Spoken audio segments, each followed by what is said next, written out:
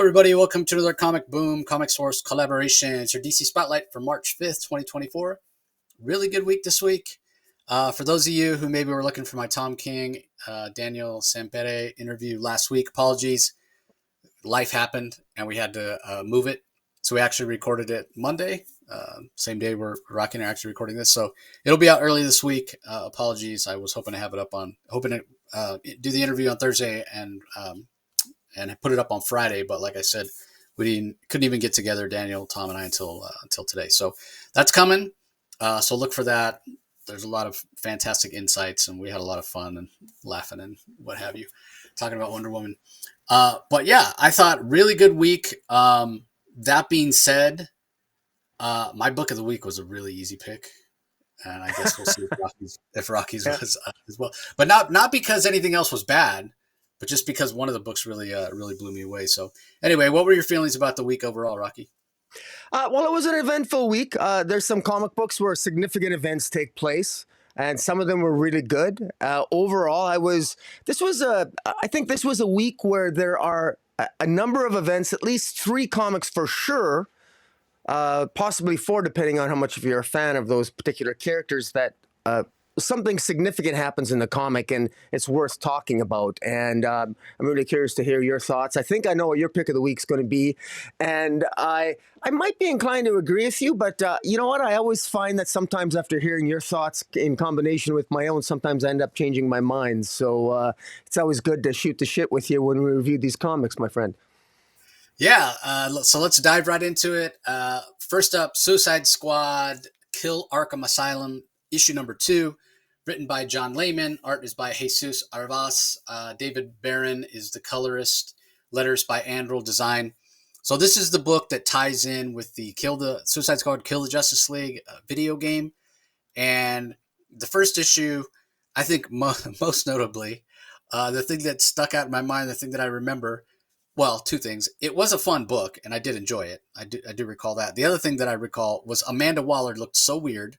Like I've never seen her rendered before. That continues in this book. When she's on the page, I'm just like, it looks like a skinny African-American male, not anything like what Amanda Waller would look like. But different artists have different interpretations. And yeah, there she is if you're watching this on YouTube. Just whatever. It doesn't look anything like Amanda Waller has ever looked. But be that as it may, the thing that I want to mention about this book is I don't think you need to know anything about the Arkham Knight series of Batman video games.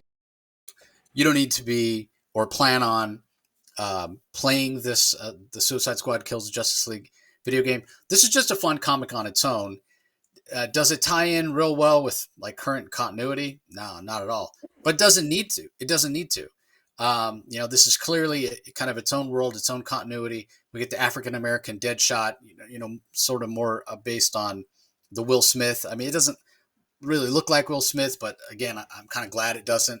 But it's more kind of rooted in that DC cinematic universe. And there's humor here from John Layman. There's a ton of action, and it doesn't pull any punches. I mean, we saw in the first issue, King Shark just eat somebody. In this one, like people's heads are getting whacked off by Harley's hammer. Like this is, it's not for kids, as it were. This is for mature readers, even though it's not, necessarily Black Label.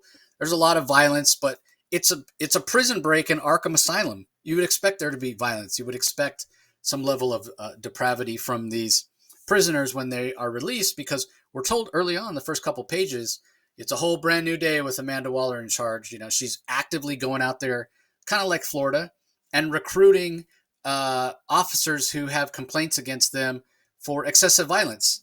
She comes right out and says, hey, all those things that got you in trouble out there on the outside, that's what we want here. You want to stomp some heads for no other reason, even if you don't think they deserve it. This is the worst of the worst that are in here. They deserve it in some way, shape, or form. So it's a little fascist in that way. And again, Amanda Waller saying the quiet part out loud. She's completely a villain. She belongs in Arkham Asylum for all the horrible things that she's done. But clearly this is its own thing. Layman is taking it seriously. And even if you're not into the video games or what have you, this is a good story. You don't need to know any of that continuity. You don't need to know any of the what's gone on before. This stands on its own. And interesting that Waller is preaching this whole idea that nobody gets into Arkham Asylum that I don't want, nobody gets out of Arkham Asylum that I don't want. But it's clear that she has orchestrated this prison break herself, and really thrown her guards, these guards that tortured these prisoners, she's thrown them to the wolves, like kind of literally, because as soon as they get out, of course, these depraved criminals are going to be looking for revenge, and who can blame them, right? With the way they were tortured by these prison guards. So, interesting story, kind of mature in terms of violence and what have you. But I think it works. I enjoyed it. What do you think, Rocky?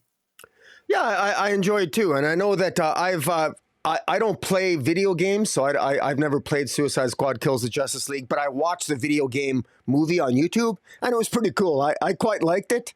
I know some people were complaining about it for all kinds of reasons, which I pretty much disagreed with all of them, but because I loved it, I thought it was fantastic, and it's enjoyable as hell to watch.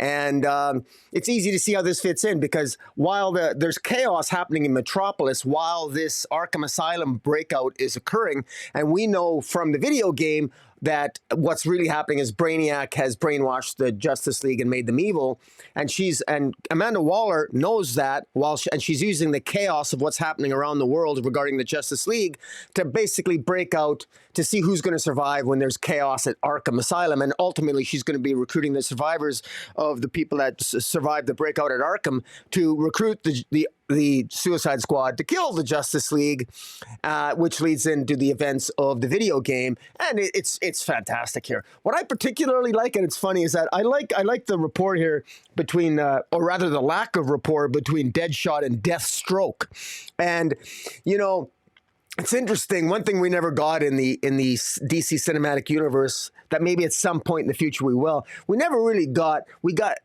to see Deathstroke in the Marvel cinematic. In the DC cinematic universe. We got to see Deathstroke, but only a glimpse of him at the end of Batman v Superman, and we got to see Deadshot.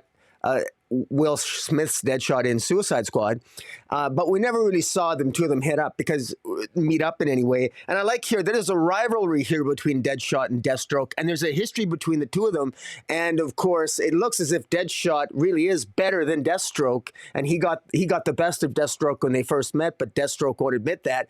And at the end, Deathstroke, Deadshot and Deathstroke are breaking out along with another inmate, and Deathstroke betrays Deadshot at the end here. But it's going to be clear here, and what I love about it is we know that people are going to die, and I have a sneaking suspicion that Deathstroke is probably going to die at the hands of Deadshot at some point, and I'm looking forward to it, even though John Layman is maybe playing with that trope of the fun of being able to play in the sandbox and kill whoever he wants, and it's happening. There's gore, there's death, there's decapitation here. I love it, and I love Harley with the hammer. This is full bore.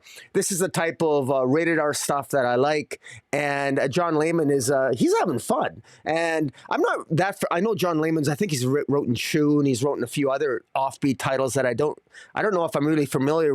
I don't know if he's done a lot of superhero work, to my knowledge. Maybe he has, but I'm enjoying this, and this is a lot of fun.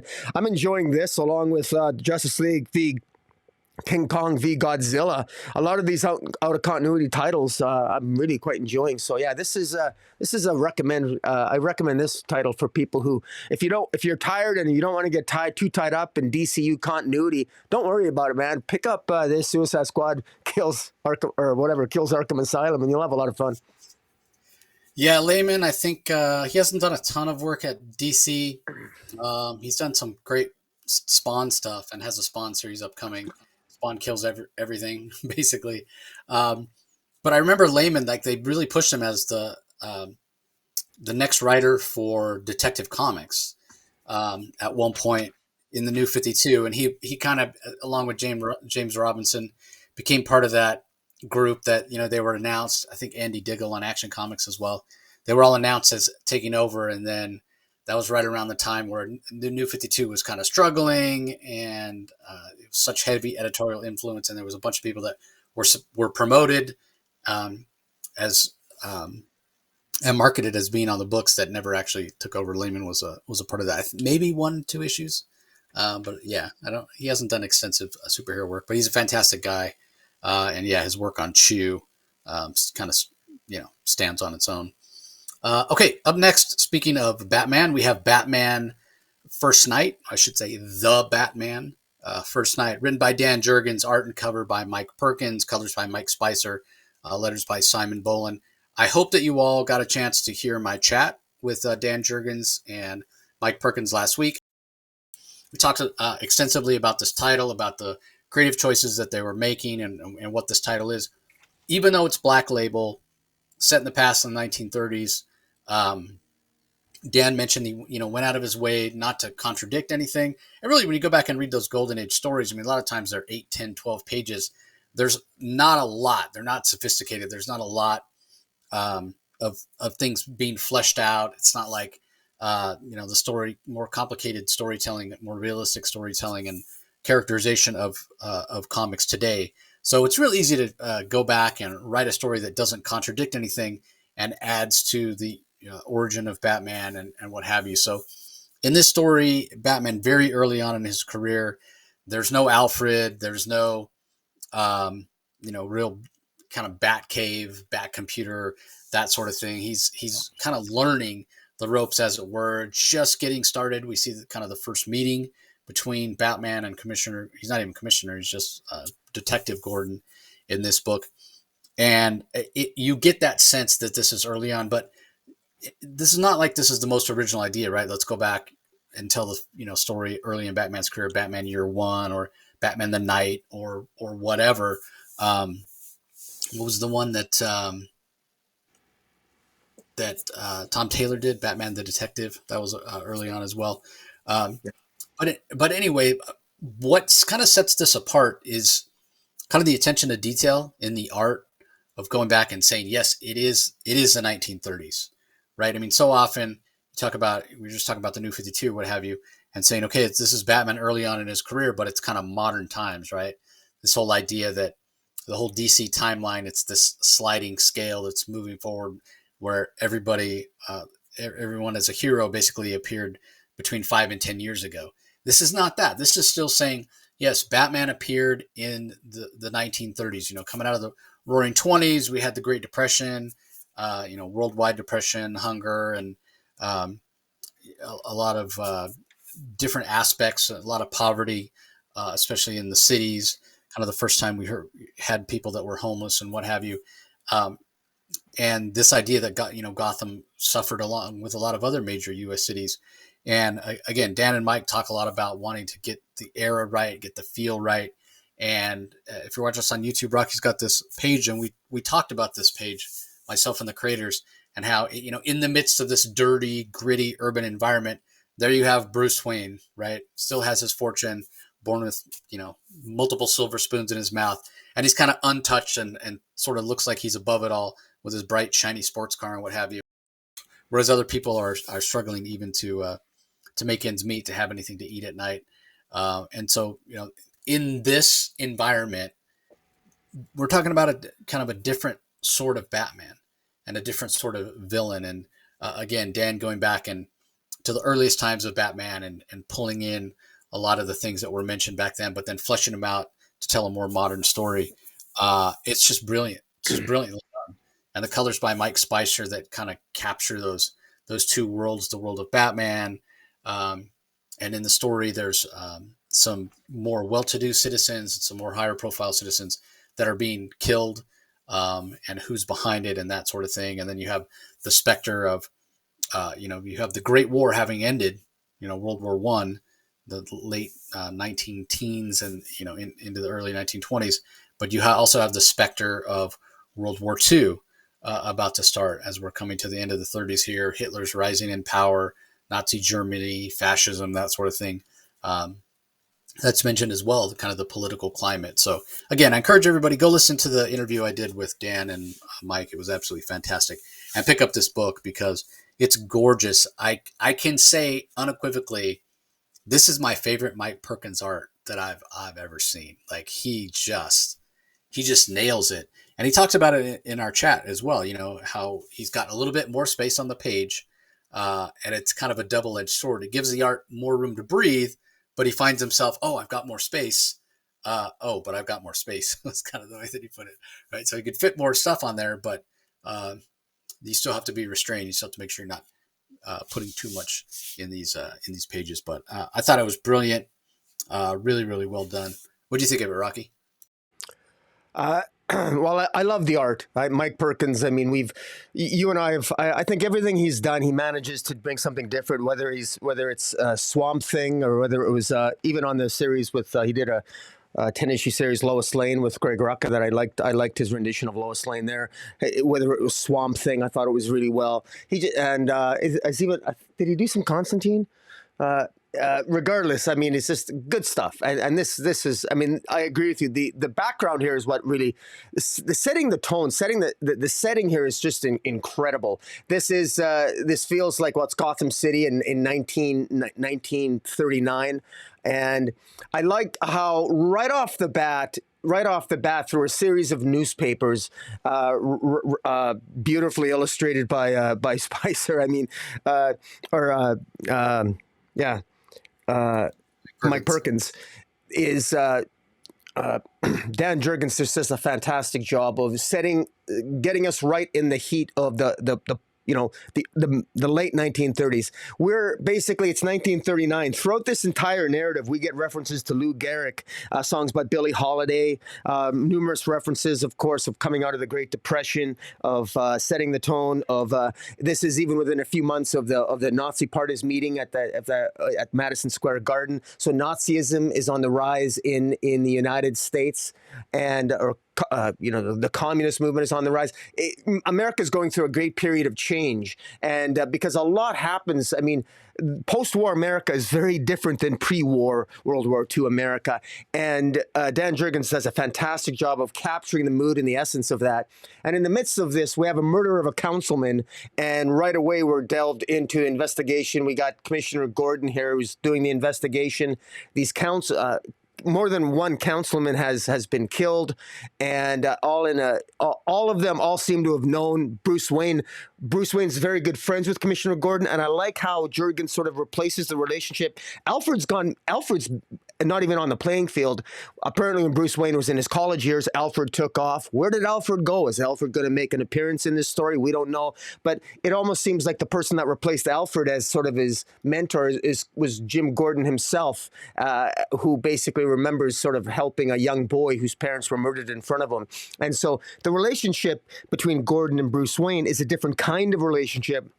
A different formation. It formed differently than the traditional sort of mainstream Batman story, and combine that with this really does have the feel like 1940s or late 1930s Hollywood as well. In fact, Bruce Wayne is funding a movie, Night of the Thousand Cuts. There's like movie stars, and he's funding a movie while at the same time he's in his he doesn't have a Batcave, but he tracks the fingerprints, or he manages to get some fingerprints that he has Gordon check out on, and it appears as if these people, the person whose prints they belong to, is not even alive. So maybe this villain might be a corpse, might be the Walking Dead. And so it's eerie, it's horrific, and it really makes you wonder what is going on.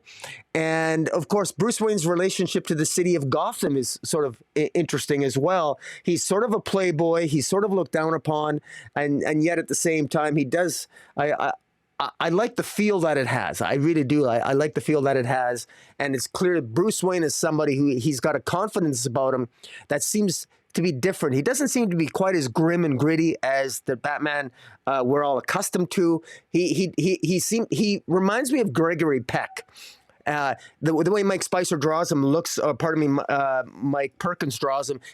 Reminds me of the movie star Gregory Peck in some of the scenes, and I thought, I don't know if that was intentional or if that's just what I'm seeing when I look at Bruce Wayne, but I thought just excellent between the story, the narrative, and with Perkins and Spicer setting the mood with the art. I think it's really, really good, and definitely a candidate for pick of the week, no question. Yeah, I think you mentioned that him not having that dark and gritty. It's almost like he hasn't got to the point where he's decided Bruce Wayne needs to be the mask and he's Batman all the time. We talk about that a lot. Kind of a more modern trope of Batman, and yeah, he hasn't gotten there yet. So really interesting. All right. Up next, we have Kneel Before Zod, issue number 3. Joe Casey is the writer, Dan McDade on art, David Barron on colors, Troy Petrie on letters. Give us your thoughts on this one, Rocky. This is definitely a whopper of an issue. Speculator alert! There is a major death here. At least it's a major death to me as a Superman fan and as a Zod fan, and as an Ursa fan. God forbid you're an Ursa fan. You might be a little upset with what happens this week, but this you know. Zod has, in his wife's opinion, Zod's lost his touch. He's not as maniacal as he should be.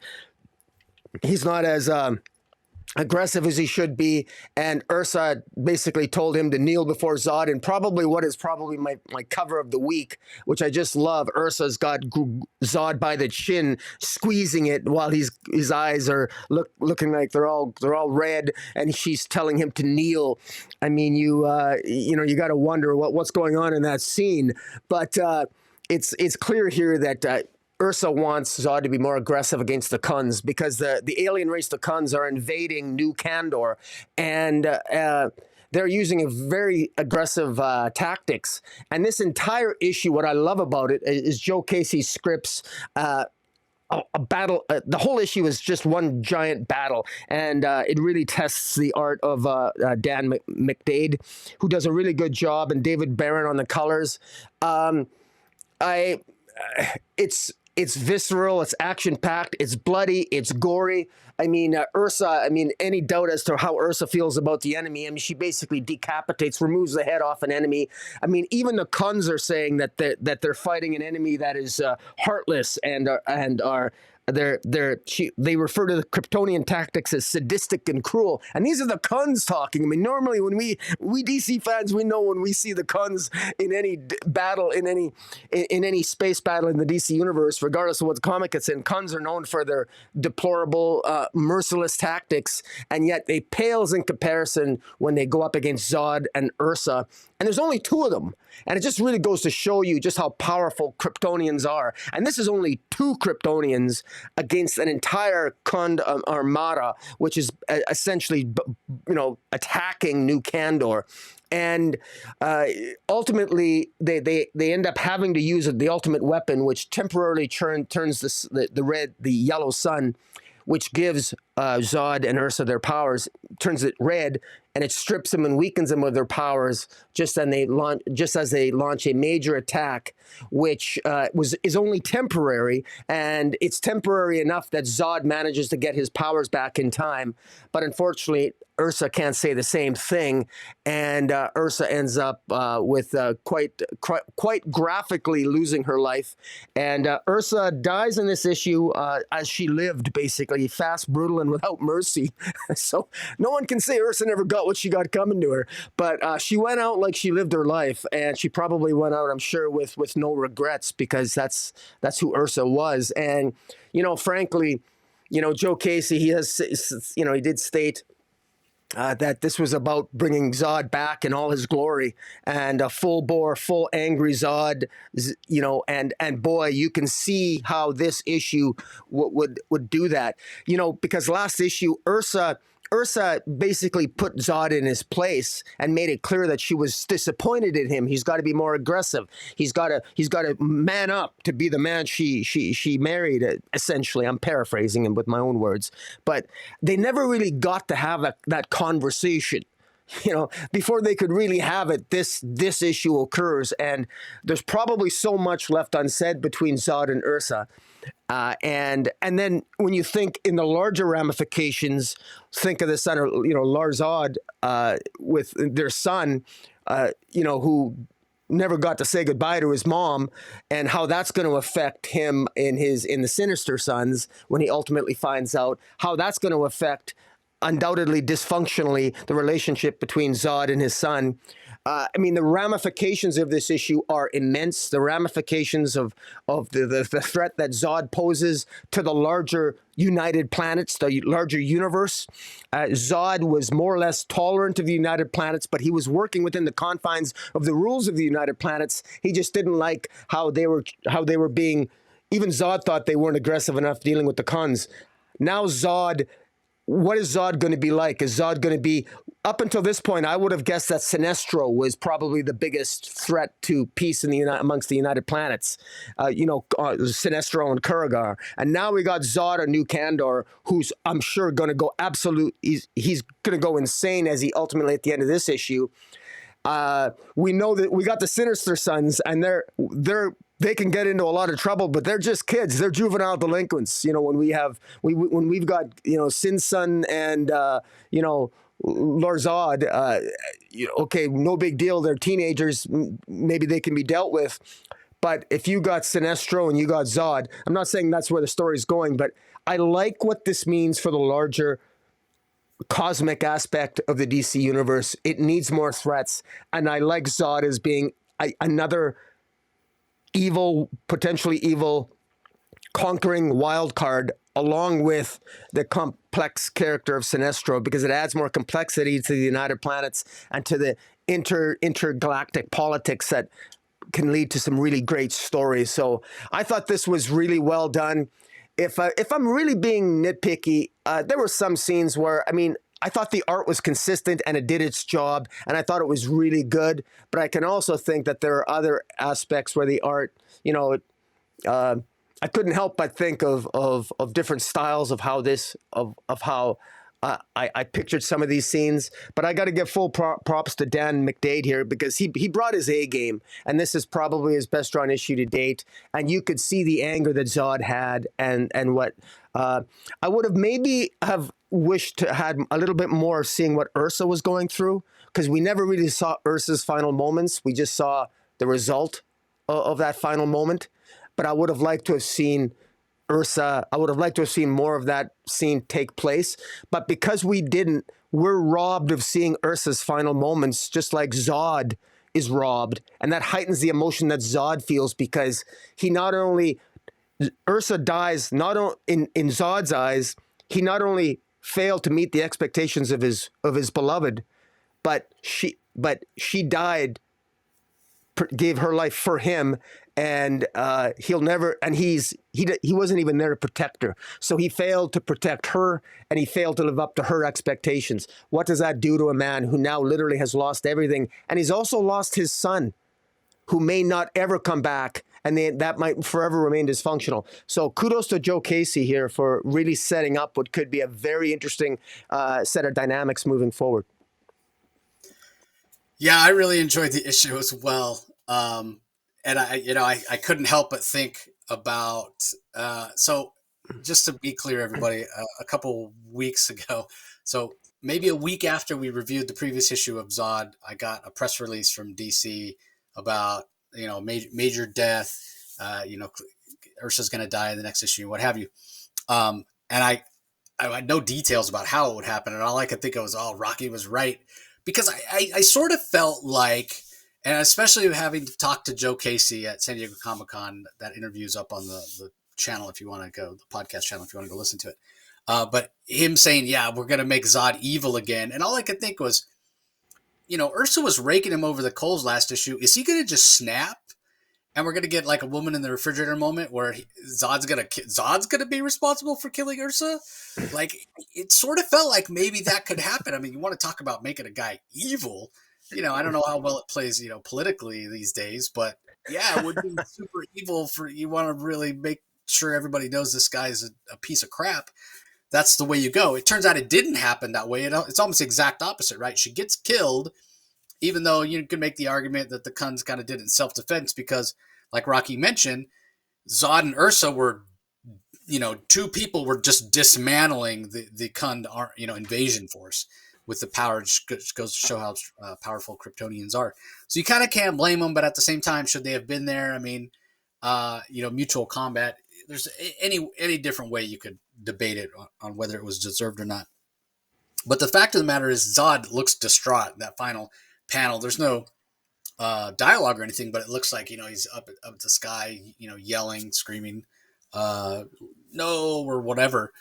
Clearly, there were feelings there for Ursa, which goes back to why I thought it was a little interesting. I don't know, and I talked to Joe about this at San Diego, not in the interview, but after, about how as much as I don't like when DC takes villains and makes them heroes, it never really did that with Zod. I feel like Zod stayed pretty true to his character. Really, he's just looking for another world for Krypton, and he has that now. And so I didn't necessarily ascribe or agree with what Laura was saying or what Ursa was saying. They're giving Zod a bad time. He's doing what he wants to be doing. He's creating a new world. He's creating a new Krypton. They're like, you're not feared anymore or whatever. I'm like, isn't that growth? Like, what's the end? I think I even mentioned it when we reviewed the last issue. What's the end game? Like, you do all those despicable things to get to the end game to say, okay, I'm doing all these horrible things so that I can establish a new Krypton. I can make a world for us or whatever. Yeah, his behavior might be different. He might be kind of mellowing because his job has changed. He's hit that goal. He doesn't need to be a complete scumbag. Now he needs to be maybe more of a diplomat or maybe more of like a politician to kind of rule the planet. Being ruthless to get the planet was one thing. Now he's got the planet. His role's kind of changing, but Lord Zod and Ursa are both like, no, you're not. Where's the man I married? You don't strike fear in the hearts of anybody or what have you. It's like, so are you saying he just needs to be evil for the sake of being evil, and he can't ever have peace and a home life or whatever? Like, I just felt bad. But regardless of that, regardless of whether Ursa was justified and what Zod was thinking or what have you, a brilliant job by Joe Casey to just rip Ursa away, right? You mentioned it. Lore left. He's lost his son. He may never come back. Who knows? We don't know where that story is going to go. And now he's lost his beloved, this woman that you never really think of Zod as kind of lovey-dovey, like he really cared No. about his wife, whatever. But he did. I mean, one of the things while Ursa was raking him over the coals last issue, you did see him kind of taking it to heart. So he clearly cared about her opinion. So, that would intimate that he's got obviously some strong feelings for her. And now, brilliantly done, brilliantly illustrated by Dan McDade when he comes across her, body here, stabbed with all those laser swords and what have you. And I go back to that final panel where he's just the anguish on his face. Like, you could look at it one of two ways. He really and truly did love her in the deepest sense of the word. A lot of us that are married or have kids or significant other can relate to that. And hopefully not the feeling of loss, but you can imagine what it would be like to lose the person that mattered the most. Or you could really spin it the other way in terms of how despicable Zod is and how dare the cunts do this to me. It's not that I cared about her so much. It's that she was like, look what you did to me. This is something that belongs to me. You have injured Zod. You know what I mean? I tend to lean more toward the first part, but I could see the second part as well. The second part would be more of a Terrence Stamp, Superman 2 type of characterization for the character. He really doesn't care about anybody but himself. But how dare you, do something to Zod's wife? So we'll see. We'll see how it all plays out. But he has lost his two anchors. He's lost, what I was mentioning before about him maybe wanting to settle down and him reaching the goals and wanting to build a new Krypton for his wife, for his son, so they can. Well, now he's lost that. He's lost the reason that he maybe would have mellowed out. So now why not just go? Like, I could see him going completely like Dark Phoenix, right? Like, Dark Phoenix goes out there, destroys whole planets. Would Zod not just be like, okay, I'm going to go out there and just commit genocide against the Coons? Like, every Coon planet, every Coon citizen, every Coon warrior, whatever, I'm going to kill them all. And I don't care who tries to stop me. There will not be a Coon left anywhere in the DC. Like, I could see Zod doing that. That could become like Zod's mission. And then obviously you're going to have the people that say, hey, there's innocent Coons. I mean, are there though? I mean, there's such a warlike race. You mentioned it. They always are depicted as so warlike and despicable and deplorable. And they were even saying, oh my God, look what these Kryptonians are doing to us. So that was done brilliantly as well. I totally agree there. So yeah, by far and away, my favorite issue of the series so far. Wasn't what I expected to get Zod back to the place where maybe Joe Casey thought he always should have been as this really evil dude. But yeah, he took the status quo of where Zod was and has created a situation where it makes complete sense. He's got no anchor. He's got no reason to hold back. He's got no reason not to be the most evil son of a bitch in the whole DC universe, galaxy, whatever. Right? Yeah. Look I could out. see. Yeah, I could see him like going and taking on Darkseid. Hey, Darkseid, I want Darkseid. I want your power, so I can use your power to wipe out the Coons. Like I could see him doing something like that. Like he's gonna go all out. Yeah, it's really exciting. In a totally horrible, horrible way that this would happen, but really exciting that where the story is going to lead. Okay, up next we have Shazam number 9. Creeped Out, Mark Waid and Emanuela Lupacchino listed as storytellers. Lupacchino obviously on art, Waid handling more of the narrative duties. Trish Mulvihill on colors, Troy Petrie on letters. There's kind of not much to the story. I can just tell you it's a Captain Marvel or Shazam and Creeper team up. And that's kind of all you need to know. It's fun. It's sort of timeless in the storytelling. Great art from Lupacchino. Really good color work as well. Wade's good at telling these type of stories where they do feel timeless and it's not kind of a slave to continuity. Really bright, vibrant colors from Mulvihill. The only little nitpick I have is I don't remember Jack Ryder.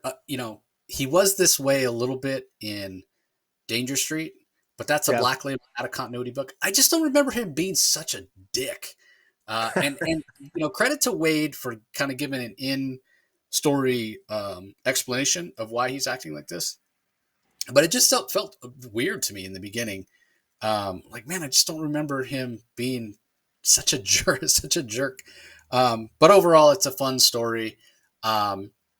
These Shazam titles have been very continuity light throughout these Shazam issues, and I've really enjoyed that. And it's part of the reason that I'm sad that Mark Waid is leaving the title so that he can go and concentrate on the Absolute Power event, which I'm excited for. So it's like, I get it, right? He's writing a ton of those Absolute Power. We mentioned, I think there's like 27 issues or something with all the minis or whatever. So you can understand why he doesn't have the bandwidth to do this. And Josie Campbell's the one that's going to come on Shazam and take over the writing duties, and she's done a fantastic job with the Shazam stories and Shazam family stories she's told in the past. So the character's going to be in good hands. But yeah, I am a little bit sad to see that that Mark Waid is leaving. But and this issue is a perfect example of why, because he's just so great at telling these kind of one and done stories. Like this is a one and done story, and it's engaging. It doesn't feel rushed. It doesn't feel like an incomplete story, but it feels like a complete story. It feels like something actually happened, and it's great to see the old Hawkman Shadow Thief villain. Most people, Shadow Thief is kind of associated as a Hawkman villain. So great to see him. I'm a huge fan of the Creeper. Love the Creeper as a character. So yeah, this was a big win for me. What do you think of it? Yeah, for a one-shot story, this is just remind me of a modern-day Silver Age tale, or modern-day story with Silver Age sensibilities, to use that term. And Mark Waid's a master. If no one knows the Silver Age of DC Comics, arguably better than Mark Waid, and he shows he knows what he's doing here. And I have to say, I love the art of Emanuela Lupacchino. It's just perfect, because she has that way of just conveying just the big, bright, hopeful sort of looking characters that there's some body hope, and they're just full-bodied, good expressions, great action, and it really pulls you into the story. And what I particularly like how Mark Waid incorporates social media, and at one point in here, Jack Ryder, is interviewing Billy Batson, and he says, and we come to discover that it was all just basically a ploy by Jack Ryder, who he suspected Billy Batson was Shazam, but he lured him in by giving him an interview. But then when he had him in his car, I love how he tricks Billy Batson into saying Shazam, because he tells Billy Batson that, sincerity is a plague in our profession. We're podcasters or interviewers, and sincerity is hard to come by. And Jack Ryder kind of brags that he he puts on an act. He's sort of an asshole on his news broadcast because that's just the role that he plays, because that way people can vicariously live through him and express their negativity and cynicism through his voice. And I think a lot of people would probably agree with Jack Ryder, and if they don't, I would call bullshit, because there's a lot of negativity out there in comic book YouTube, to say the very least. And sometimes I admit I contribute to that, but God bless us all. It's just the nature of the beast. But I like the fact that he tells Billy that he practices, he does these vocal exercises to get better at speaking. And he part of the vocal exercises, Billy Batson tries them. He says the words Kenosha and then Zambia, and then Kenosha, Zambia, and he tricks him into saying Shazam, and then he basically wants Shazam's help to go after the Shadow Thief, who instead of stealing jewelry is kidnapping people of this World Fiduciary Council and then blackmailing them to sell them for cryptocurrency. And ultimately Shazam, Billy Batson, uses the wisdom of Solomon to defeat and reveal the Shadow Thief by changing and converting, transforming into Shazam and back to Billy, et cetera, et cetera. And it works. And it's Jack Ryder gets his comeuppance at the end because he insults not only Billy Batson but Metamorpho one too many times. And it's just a really good story with a great ending. And the good guys win, and even the good guy, the Creeper, who's kind of a jerk, gets sort of a slap in his face at the end too, courtesy of Metamorpho. So I thought it worked really well, and it was just it's a really enjoyable story. And this is kind of what I expected of Shazam. Most issues, individual one-shots of this is what I almost wish Shazam would be, just a series of one-shots as opposed to a series of, I would prefer stories like this for Shazam as opposed to story arcs, but that's just my bias, because Mark Waid manages to capture just that essence of, I wish DC Comics, I wish comic books in general had more one-shot stories in general with this caliber that get to the essence of the character and are just fun to read. Yeah, I agree. It's funny, like different eras. Basically, at the end of the day, we need diversity. We need some one-shot stories. We need some longer form stories. You need it all. And it used to be we had a lot of one and dones. Now we hardly ever have any one and dones, and everything's long form. But yeah, I think it's just we need a mixture. It can't be all of one thing and none of the other. So anyway, let's move on. Up next, we have Batman issue 145, written by Chip Zdarsky. Jorge Jimenez is the artist. Tomeo Morey on colors. Clayton Cowell on letters. So we had the interlude of the three Joker Year One stories. Now we're getting back to the main story. And then there is a backup as well, also written by Zdarsky, Doctor's Orders. Michelle Bandini is the artist on that. Clayton Cowles does the letters with Alex Sinclair on colors. So I admit to having to go back and reread the last issue before the Joker Year One, because I just couldn't remember what happened. But after being reminded, I feel like this story's moving in the right direction. What do you think, Rocky? I think it is a little clunky to me. It's a little choppy, but I do understand what Zardasky is what he's trying to say. And for the most part, I enjoy it. I want to emphasize that it does have a choppiness and a clunkiness to me that I think the transitions from issue to issue through the Joker's origin of Year One and its sort of sloppy reference to Batman the Night number 8, and just the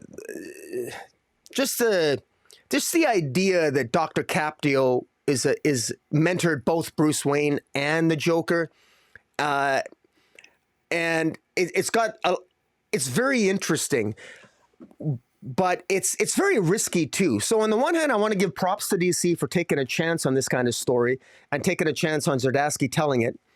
And at the same time, I don't know if it's going to necessarily work with all readers, because here's the thing. Let me give a positive spin on this, because I'm still, the jury's still out of my mind in terms of how I feel about it. I kind of like the idea that and this is basically it. Dr. Capria is still alive. We thought the Joker had killed him, but he didn't. Instead, it's revealed here that the Joker has been keeping Dr. Captia alive for years, basically hidden behind black glass. Like he's basically, Captia has been the Joker's prisoner, that he's behind glass doors, glass walls for the longest time, and Captia has basically been somebody who has been sort of. He's almost like the counselor to the Joker, and every time, and he basically mentors the Joker, and has been telling him for years apparently that, that Bruce Wayne is going to be, he's created this construct in his mind. He's got this partitioning of the mind, but Bruce Wayne never completed his training. Batman never completed his training. So given the flaws that he has, Bruce Wayne never completing his training. So sooner or later, Zur is right now, for years, Zur is trying to manifest control. And sooner or later, Zur is going to get control. And so what you have to do, Joker, is that because the Joker expresses himself to Dr. Captia, that, I really like this Zur character. He's like pure Batman. I kind of prefer him to like Bruce Wayne, to the other Batman. And Dr. Captia tells Joker, well, in order to get that essence of Batman out, you gotta continue to challenge him. You gotta like push the boundaries. And that's what the Joker has always done. And the Joker has pushed those boundaries by doing, among other things, by becoming the Joker of Snyder's Death in the Family, where the Joker ripped his face off, or whatever the Joker has done, no matter how extreme, arguably even when he maybe shot Barbara Gordon in Killing Joke, or ripped his own face off under Snyder's Death in the Family, or all the three Jokers, the three Jokers that Batman asked the Morbius chair about. Every different iteration of the Joker, the clown, the psychopath, the whatever, are all the Joker's attempt to pull out Zur, and to encourage Zur to take control of Batman in order to sort of like push the envelope. And that's at least that's how I interpret this. And Dr. Captia, it's almost like after every adventure that the Joker had with Batman, the Joker would go and, according to the backup, he would talk to Dr. Captia, who's his captive. And Dr. Captia will sort of like mentor the Joker and tell him, yeah, you're doing good. This will get Zur out. And Dr. Captia is fascinated by this. He likes this game that's going on between the Joker and the Batman, because it's a battle between superhuman minds. And Dr. Captia, he's kind of a sick bastard. He likes the battle that's going, the battle of wits between Batman and the Joker. He's really kind of a cruel, sick bastard in many ways, but he finds it fascinating. It's an experiment, and he's got no problem being apparently held captive by the Joker for years. It's unclear how many years he's been captive by the Joker. And where I think I've got mixed feelings about is, it's hard to imagine that, I mean, if we're to believe this story, we're to believe that the Joker has had Dr. Captia prison for literally the entire time that the Joker has been an adversary of the Batman. Dr. Captia has always been the Joker's prisoner. Is that what we are to believe? Because I think that's how I read this. But maybe I read it wrong. Maybe you'll sort of fill in some of the gaps for me if I misread that, or if people listening, when you read it, if you have a different interpretation of this story, please let us know in the comments if you're watching on YouTube.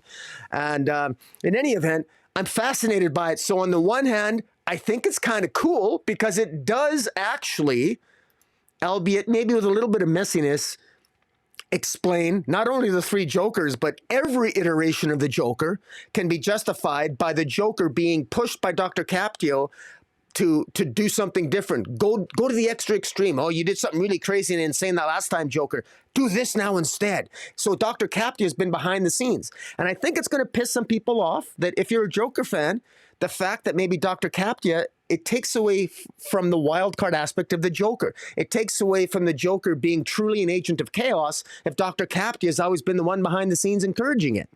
Because it takes away the Joker's agency, which is a word that I know you often use, and I like it because it's true. And I can't believe I'm getting a little upset in defending the Joker here. I kind of wish the Joker's central conceit is that he's a wild card. This sort of suggests that a lot of it is coming at the encouragement of Dr. Captia, and that's fine, I guess. I'm not sure how I feel about it. So I think this story does work, and I think it does explain everything. And I I'm just unsure how I feel about it. I almost wish I could let it percolate in my mind for a couple weeks or another few days before I review it. But I'm I am interested in to see where this is going. But already, I don't mind it. Like I don't hate it. I kind of like it. I think it's kind of cool.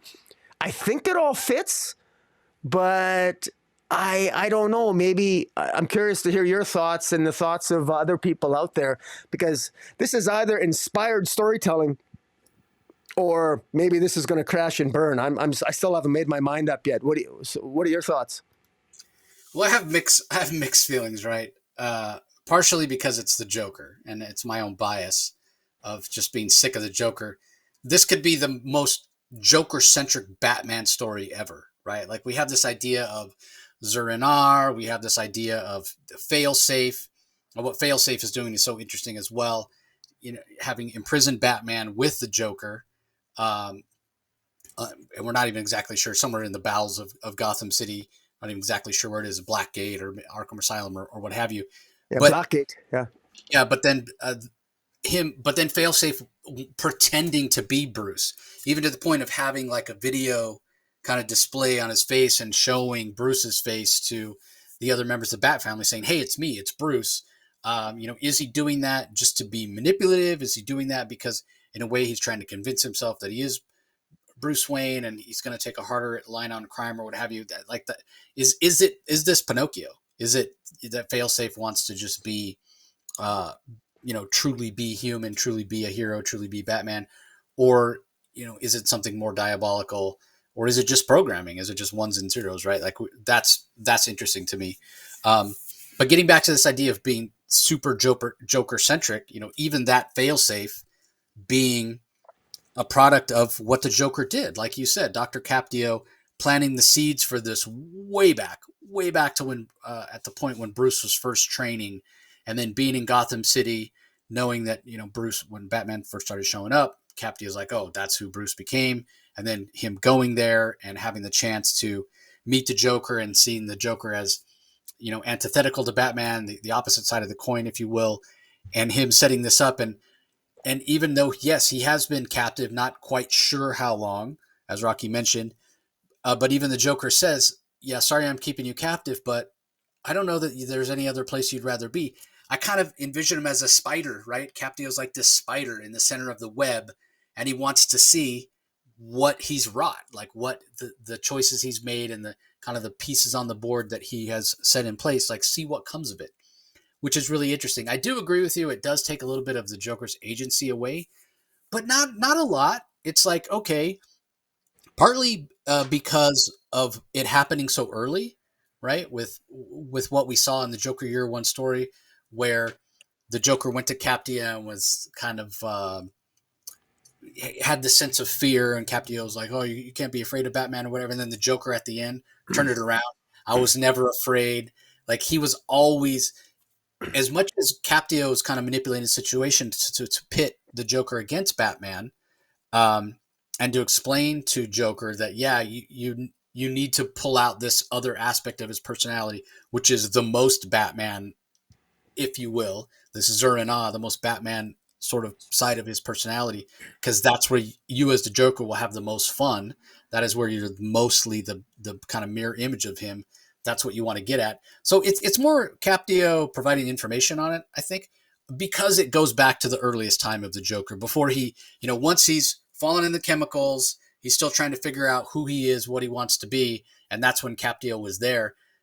Again, it mirrors what Capdio did for Bruce before he even put on the costume, before he even chose the name of Batman, um, deciding that he was going to do whatever he could to control his mind, control his emotions, and what have you. And we saw that in the Night series. So, like I said, maybe the most Joker-esque story ever, and also goes back to something that you have talked about in the past, Rocky, that some of the people have complained about Zardasky's run, is intertwining the origins and the motivations of Joker and Batman back to their earliest time, which, it bothers me a little bit too, just because, again, I'm not that much of a Joker fan, and we are inextricably linking these two characters. You can't have Batman without the Joker. You can't have Joker without Batman.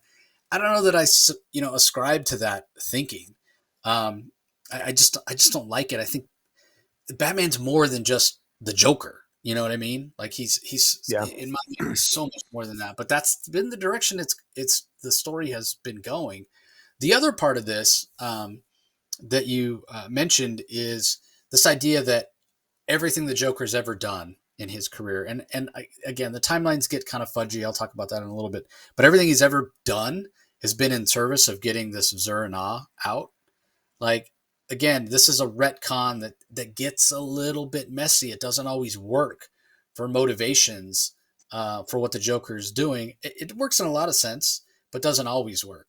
But in terms of timeline, so a couple of things that I'll talk about here. So first of all, forget everything else. Forget how much they're intertwining the origins of these characters and their different careers and what have you, and just think about all the different timelines and even multiversal timelines that we've got in the Zardasky run, right? Like jumping back to the earliest days of the Joker with Joker Year One, but then the other part of that story was in the future where Batman is old and physically maybe not able to perform things as he did in the past. The backup in this story, which clearly flashes back to Death of the Family from Scott Snyder's run, so that's another thing that I want to mention. So we talk about keeping Capdio a prisoner for years.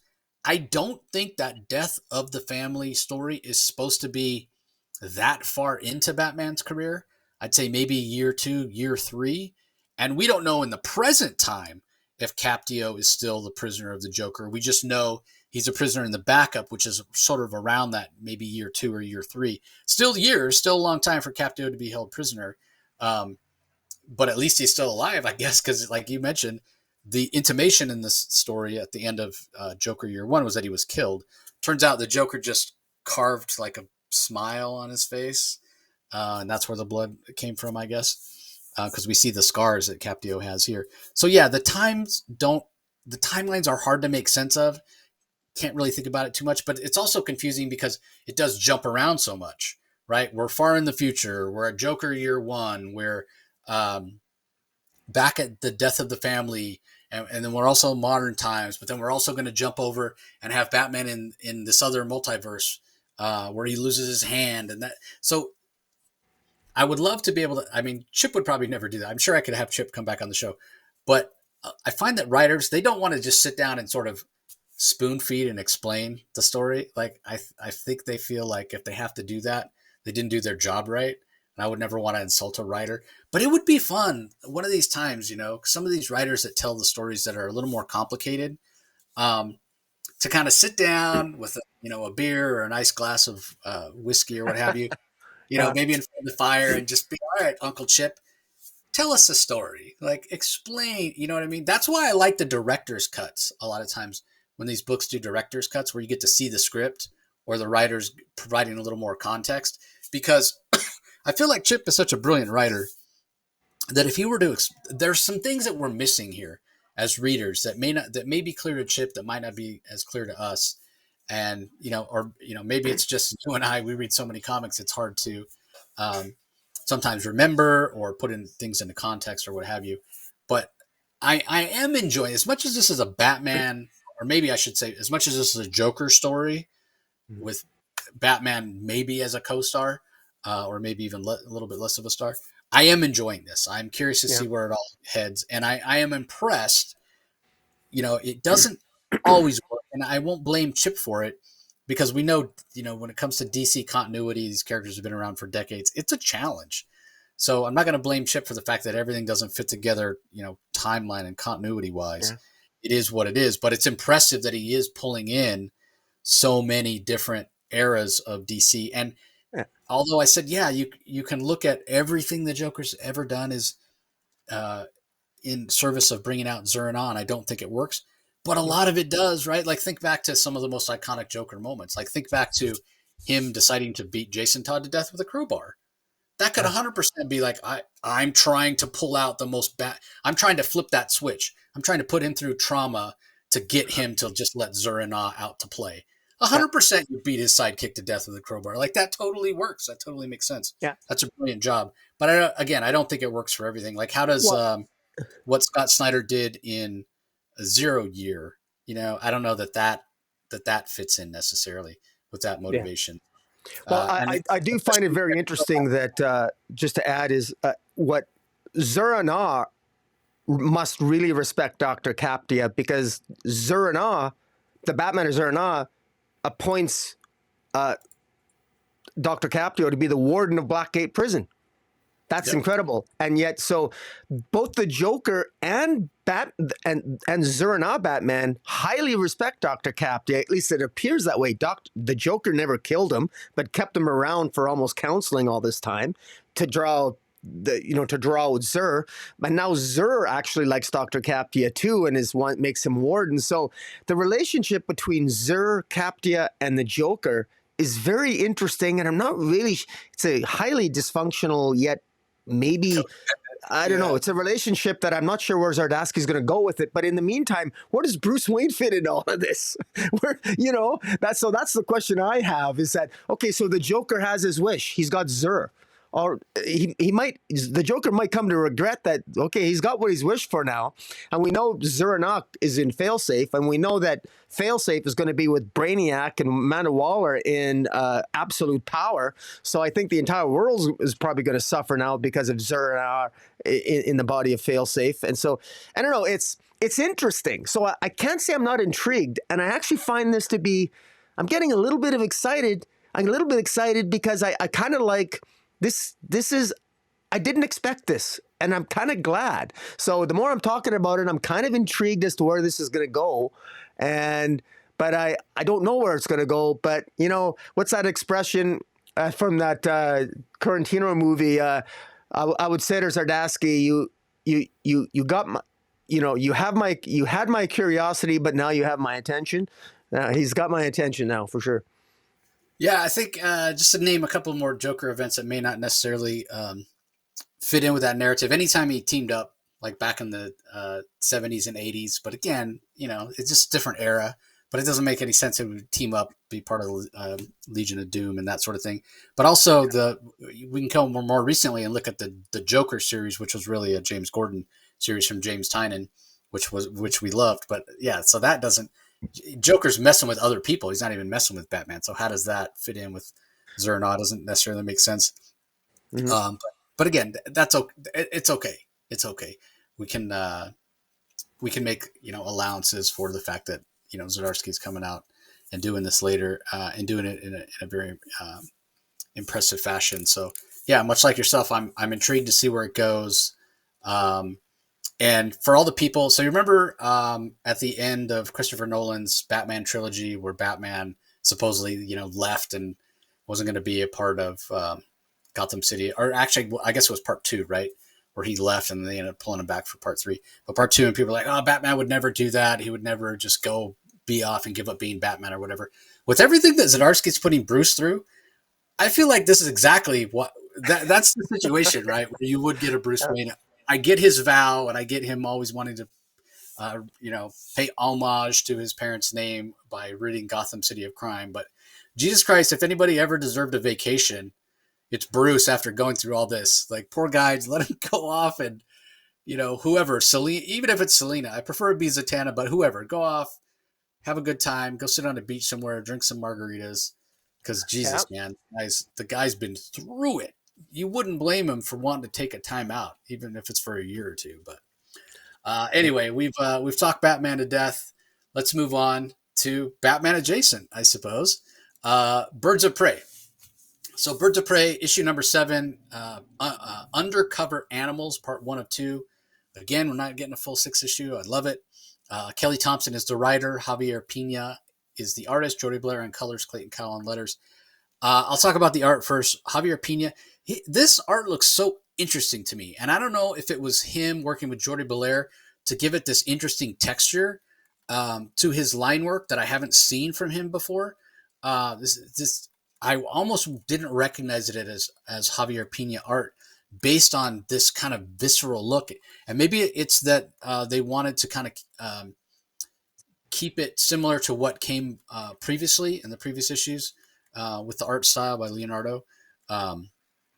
But either way, I think it really works for this type of story. The color work by Jordi Belair, very, very interesting as well. So continuing on with what we heard about last issue from this Meridian character, this future version of Maps Mizuguchi, and the idea that somebody's out traveling through the timeline out to get Black Canary, and maybe it's revealed in this issue out to get the Black Canaries in general, because it also appears that somebody's targeting Vixen, somebody's targeting Mari McCabe. And so I find this to be really interesting, especially if this is going to all play out in only 2 issues. I'm all for it. We still get the great characterization from Kelly Thompson and the great dialogue from Kelly Thompson for Barda, and that kind of relationship, almost like a humorous buddy cop movie with Barda and Cassandra Cain, the Batgirl. And so this continues to be fantastic. I just love Kelly Thompson. I think she gives, especially female characters, such great voices. So oftentimes, like the voice, the way they speak, the cadence, their choice of dialogue, choice of vocabulary that Kelly Thompson gives characters, I think she's the best for Captain Marvel, for Carol Danvers. And I'm quickly becoming, starting to think the same thing with Black Canary. Like, I'm not going to want anybody but Kelly Thompson to write Dinah. Less so with Barbara Gordon, because I've probably read a lot more Barbara Gordon and Oracle. Not that Kelly's doing a bad job, but I wouldn't say that Kelly already for me is the defining voice for Oracle. But it's starting to feel like she's already the defining voice for me on Black Canary. I just love it, and it goes hand in hand with the gorgeous art that Javier Pina has given us on this issue as well. And in terms of covers, I think there's been a lot of fantastic covers this week. I didn't mention it on Batman First Night. I should have. There's a lot of great covers, but this issue of Black Canary has some amazing covers. There's Open Order cover C, Pablo Villalobos. That's amazing. And then there's Women's History Month. March is Women's History Month from Souza Micah, that has Black Canary, and it has a border where it almost makes it look like a trading card, if you will. Yeah, it's gorgeous. That cover's fantastic, and then the regular cover's great as well. So this is probably for covers probably my favorite. Yeah, that it all I almost and I've met Villalobos. I met him last year at San Diego Comic-Con for the first time. He mentions Adam Hughes as kind of an influence on his art, and you can see that it's kind of got slickness that Hughes. You can see it in the face on the smiles of the women, especially Harley Quinn on that cover. It looks like Adam Hughes if you didn't know better. Yeah, and it's gorgeous. It's gorgeous. So yeah, I'm a big fan of what's going on here. Still very curious about this future Maps Maguchi Meridian character. We haven't learned a lot, although we've gotten some hints. Chia hasn't always made the best choices, and it's led, like, maybe what's going on right now is her fault. So yeah, I guess we'll see. Kelly Thompson's just brilliant. She's such a fantastic and talented writer. I don't think she gets enough credit nearly for what she does, but I'll let you talk about that page and Birds of Prey in bathing suits. What are your thoughts on it? Yeah, well, let me just say about Kelly Thompson. What I like that she's got no. She actually, I really appreciate when female writers do this. When they remember that when they write female characters, that these are sexy female characters, and I like when they remember that there's period fanboys like me that like when when women show some skin in comic books. There is a way to do it with class, and this issue is a prime example of that. And and it's very sort of tongue in cheek, and it's done with sort of a giggle and a laugh, but yet it's also done with a high degree of verisimilitude because the Birds of Prey are going undercover. Vixen owns a company called MJM Enterprises. Her real name is Mari McCabe, but MJM Enterprises. She's a fashion designer, and essentially somebody's going around who might, the person who's whoever this person is traveling through the time stream that might be trying to kill Barbara Gordon might also have something against the Birds of Prey and all former members of the Birds of Prey, because somebody has been apparently trying to destroy Vixen's empire, fashion empire, by trying to manipulate and control various people who have worn Vixen's fashion line. which sounds kind of crazy, but it makes sense when you read it in the context of the comic. I won't read it all for people, but it makes a lot of sense. This is, I like this because the conversation here is great. Kelly Thompson nails the voices of these characters, and it's an enjoyable read. And, I got to say, as a guy, sometimes how do I put this politely? Some people, I don't like how some writers will script dialogue between women where they're just sort of yapping away, and it's like watching a bad episode of The Bachelorette where they're just sort of like, the conversations are going nowhere, and it's like, oh, like this or that. The Kelly Thompson gives voices to these characters where there's a point to their conversation, and when they're funny, and and there's a point to every bit of dialogue, no matter how innocuous, because it says something about the character. There's a fantastic page, and there's 12 panels on the page where it shows Vixen and Cassandra Cain, and Vixen's trying to figure out what fashion to create for Cassandra Cain, and it's perfect because Vixen's doing all the talking, and Cassandra Cain, Kelly Thompson gets it right. Cassandra Cain is not a talker. She doesn't say a word. It's just lets Javier Pena's art speak for itself. Gorgeous colors by Jordi Belair, and at the end you see the outcome of just how gorgeous these characters look when they're drawn up. And this is almost like this feels like a good combination. This is like Barbie with action figures, but it's done. It's entertaining. It's fun, and we know a lot's at stake. And I also find such a clever way for Kelly Thompson to leave Barbara Gordon as Oracle, so she doesn't muddy up the scene by having Barbara Gordon be Batgirl here. She lets Cassandra Cain be Batgirl, and Barbara Gordon stays as Oracle, and it makes sense that she's going to stay behind the scenes and control that. So there's a good in-story explanation for that doesn't take away from those people who might really prefer Barbara Gordon as Batgirl. There's a very good explanation as to why she needs to be Oracle in this adventure. And there's a wonderful scene where even Black Canary, Dinah, mentions how she misses the voice in her ear. And so does Oracle. And it's a nice callback to those of us who love these characters. We know exactly what they mean, because I miss the voice in Black Canary's ear too, being Oracle. I mean, all of us BoP fans miss that. And it's really well done. And I got to give Kelly Thompson credit because, I don't know how familiar she was with these characters, but whatever she did, whether she was always familiar with them or she just did her homework, kudos, because this feels really good. I'm even impressed with maps. With Meridian, this older Meridian. I mean, we're getting the adventures of Meridian in sort of backup anthologies and in Brave and the Bold, where a younger Maps adventures. This was a woman who, when she was younger, a young girl at Gotham Academy, this young Meridian, she wanted to be the next Robin for Batman, and she grows up to be Meridian. There's so much more we don't know about her, and we learn about her that she gets her powers of time travel from the green, and the potential villain is utilizing the power of the red. So what villain has knowledge of the green and time travel? I don't know. So that's a question for those of us. We can speculate which DC supervillain knows something about the green, knows something about time travel. Off the top of my head, I'm not really sure, but I want to find out. And so great that Kelly Thompson is sort of challenging me, a longtime DC reader, and I'm sitting here and I'm dumbfounded, and I'll probably feel like a fool when the villain's revealed, and I'm going to go, aha, of course. So yeah, all around, I really enjoyed this issue. This was a lot of fun, and in my top 3 for pick of the week. Yeah, I mean, the fact that we have time travel and somehow the green and the red are mixed up in it. Who could the character be? Like, it's so organic, right? It's so the green and the red always leans in more to the horror side of DC rather than the kind of sci-fi time travel part. So yeah, how is this all gonna tie together? I don't know, but I trust that Kelly Thompson's gonna make it work. All right. Speaking of the green, up next we have Poison Ivy, issue number 20, written by G. Willow Wilson. Marcio Takara is the artist, Arif Prianto on colors, Hassan Atman Elhau on letters.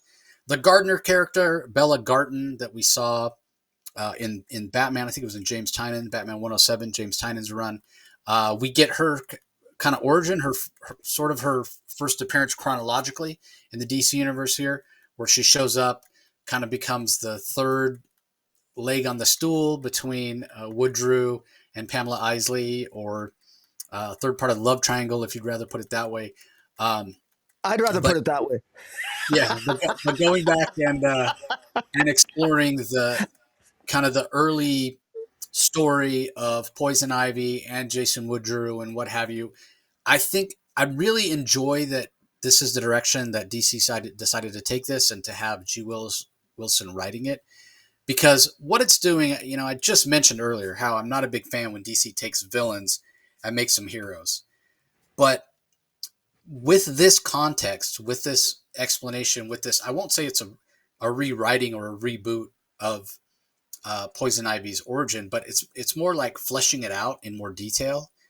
You can see why she would be conflicted. You can understand her motivations. You can see how she was hurt and went through trauma, was taken advantage of by others, and that there might be some backlash, that the pendulum might swing the other way, and she might be more willing to protect plants than humans at one point. So it's making a lot of sense.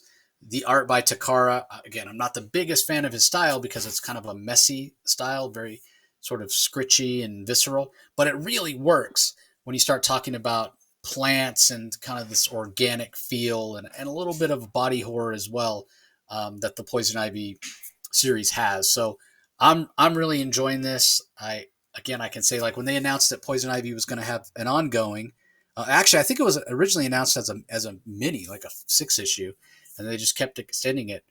I wasn't real excited because I wasn't a big fan of the character.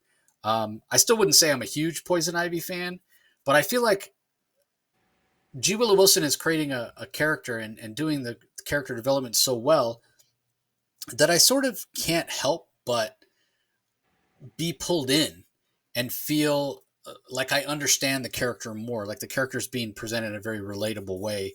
And so she feels a little bit more real and less two-dimensional. And again, the fact that she's going back and pulling in characters like Jason Woodrue and Bell and Garten, the gardener. And even we had Alec Holland and June Holland in previous issues. So yeah, I'm really impressed. I'm very impressed by what G. Willow Wilson is doing. And it's going to be hard not to say. It's hard not to say now. And I really think by the time it's over, it's going to be impossible not to say this is going to be kind of the defining series for Poison Ivy as a character, I would think. So what are your thoughts on it, Rocky? Well, I think you're right. It is going to be the defining series. I think that's clearly where it's going. I have mixed feelings about it. But what I can't deny is that J. Willow Wilson she's done a really good job here. This has been an organically well-paced development of her iteration, her interpretation of Pamela Isley. Now, I have mixed feelings about it because but at the same time, I can understand the motivations. I got to be careful playing script doctor here and review the story that's told as opposed I want. I still have mixed feelings about Alec. Like, pretty much everybody who loves plants or plant-based heroes or villains went to the same university together. Alec Holland, his wife, Jason Woodrue, Pamela Isley, and now this Bella who will go to eventually become the gardener, Tinian's character. They all went to the same place. And I find that kind of funny and convenient, but yet, damn if it doesn't kind of work. And, Pamela, this idea that Pamela Isley she's obsessed with Jason Woodrue, is in love with Jason Woodrue. She wants to impress her professor. And I don't know how much more of a jerk Jason Woodrue needs to be. He manipulates Pamela, he sleeps with her, and yet she seems to know exactly. I mean, J. Willow Wilson, it's very, very curious. J. Willow Wilson she's very careful to make it clear that Pamela is consenting to her relationship with Jason Woodrue, despite the fact that he's clearly abusive toward her. And yet she makes it clear that, Pamela, in the exposition, when Pamela is narrating her own thoughts, it's clear that Pamela is aware that Jason's kind of a jerk, but she kind of loves him, or she wants to impress him. And that it's such an unhealthy, ridiculously dysfunctional relationship. I'm not sure we were never privy to Pamela Isley growing up. What would make her so vulnerable to be attracted to such a a-hole like Jason Woodrue. And then when Bella shows up, and Bella is a better student. So right away, Pamela Isley is not the smartest. She's not really genius level. She's not the smartest student. She's just sort of average. She's more love struck. She's a very intelligent, maybe B plus, A minus student, but Bella's the A plus student who will become the gardener. She ends up, Bella ends up getting close to Jason Woodrow, and then Jason sees Bella's just as intelligent or more intelligent than Pamela, and then he uses Bella, and both Pamela and Bella are both being used. Pamela and Bella end up sleeping together while Pamela's still sleeping with Jason Woodrow. I got to say, this is a very adult tale, and J. Willow Wilson manages this relationship very well. I believed it. I like this. This is something that, despite the fact that I don't necessarily like this sort of weaker version of Pamela Isley, I can understand it because I'm thinking to myself, okay, she's being manipulated here, but at the end here, where she decides to basically, I mean, you could see how far Pamela has fallen because she's so desperate to please Jason and try to appear smarter than Bella. And she slept with both of them, that she's willing to let Jason Woodrow experiment on her. And she can see what his experimentations have done to him. He looks disgusting and gross. And she's willing to be his willing guinea pig just to get closer to him, to prove she's better than Bella. It's it's pathetic in multiple levels. And yet in a way, yeah, I guess you can kind of see that. And then I'm thinking to myself, well, I know Pamela. See, this is a fundamental change from the Poison Ivy that I'm accustomed to, because I'm still inclined to think Poison Ivy, this is her origin story. Well, Poison Ivy goes on to be an eco-terrorist, but I'm wondering, is that going to change too?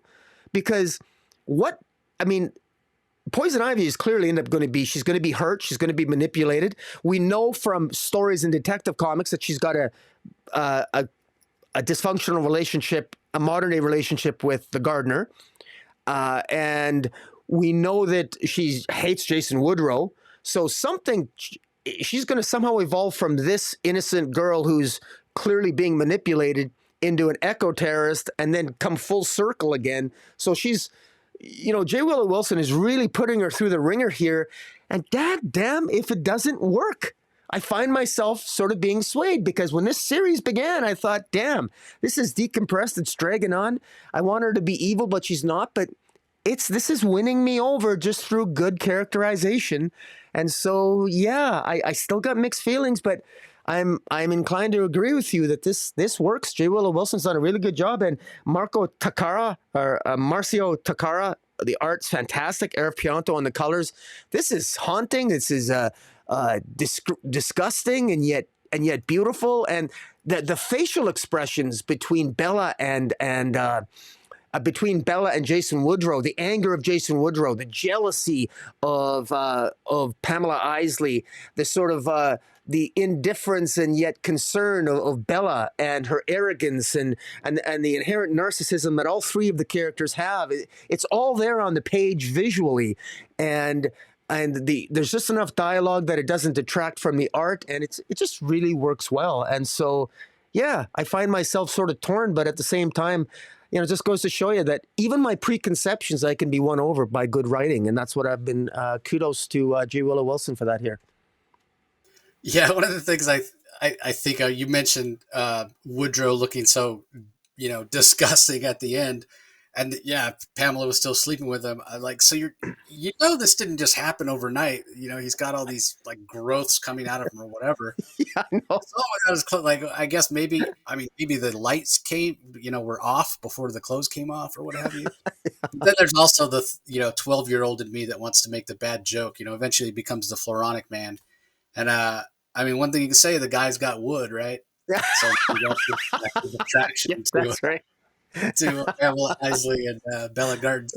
Bucky's got that same 12-year-old potty sense of humor as me, so I knew he would get a kick out of that.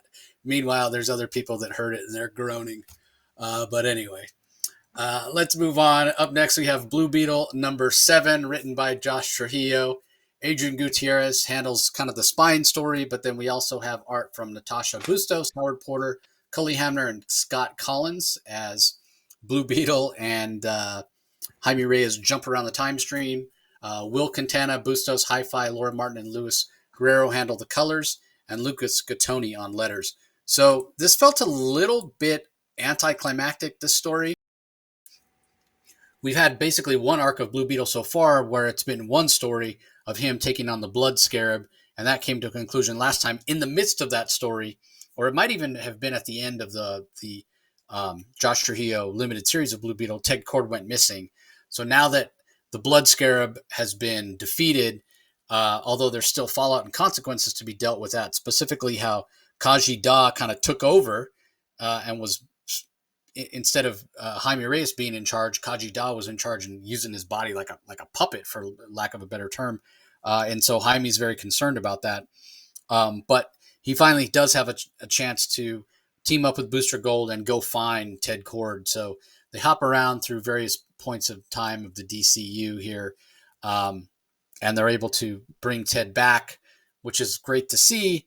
But there's also it's clear that Josh Trujillo has a lot of plans, a lot of big plans going forward.